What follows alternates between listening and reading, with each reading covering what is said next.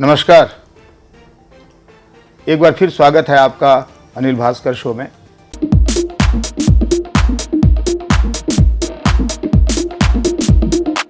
विधानसभा चुनाव का ताजा दौर जब से शुरू हुआ है, एक सवाल निरंतर मेरे मन मस्तिष्क पर दस्तक देता रहा है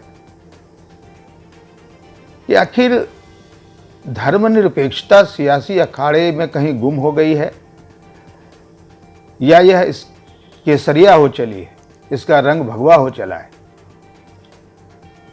क्या वाकई हिंदुत्व भारतीय राजनीति का अविच्छेद्य अवयव बन गया है? क्या तमाम दलों को बहुसंख्यकवाद के कोरस में ही सफलता का मंत्र सुनाई देने लगा है? एक समुदाय विशेष को दशकों वोट बैंक बनाकर रखने वाले सांप्रदायिक जमातों की जेब में अपनी जीत की कुंजी तलाशने वाले इन दलों ने चुनावी चौसर पर जिस तरह पासे पलटे हैं या पलट रहे हैं, उससे यह सवाल खासा अहम हो जाता है।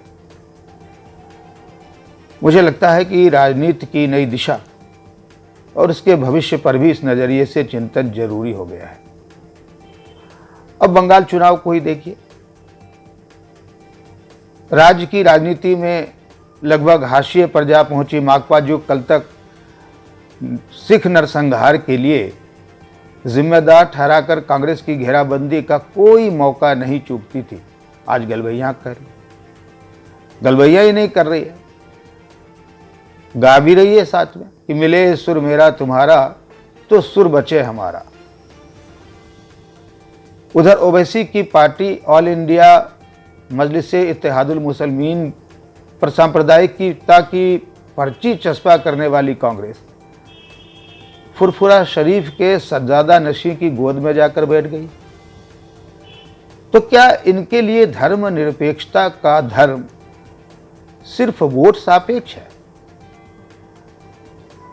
या इन्हें यह ब्रह्म ज्ञान हो चला है कि नकाब में लम्हे गुजरते हैं, पूरी उम्र नहीं? तमाशा इसके उलट भी है। कांग्रेस शिरोमणि राहुल जनेऊ धारण कर मंदिरों में मत्था टेकने निकल पड़े हैं, तो प्रियंका गंगा में डुबकी लगा रही हैं।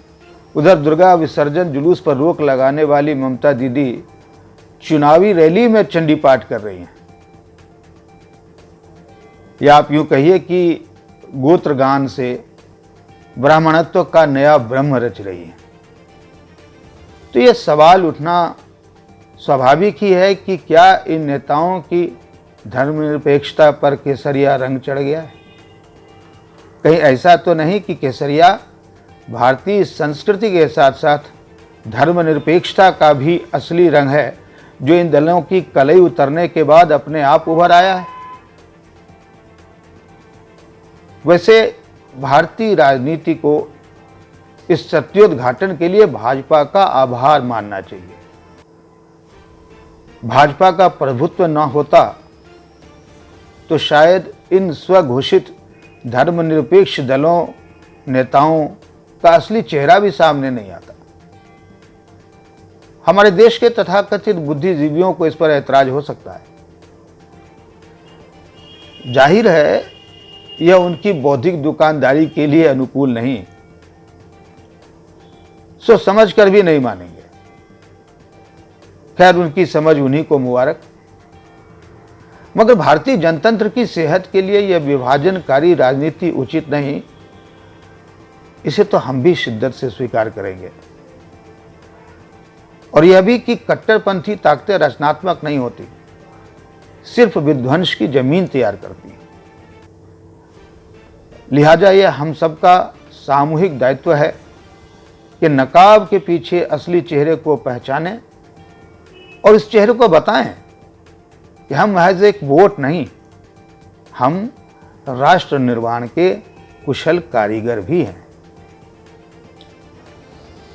आज की चर्चा में बस इतना ही।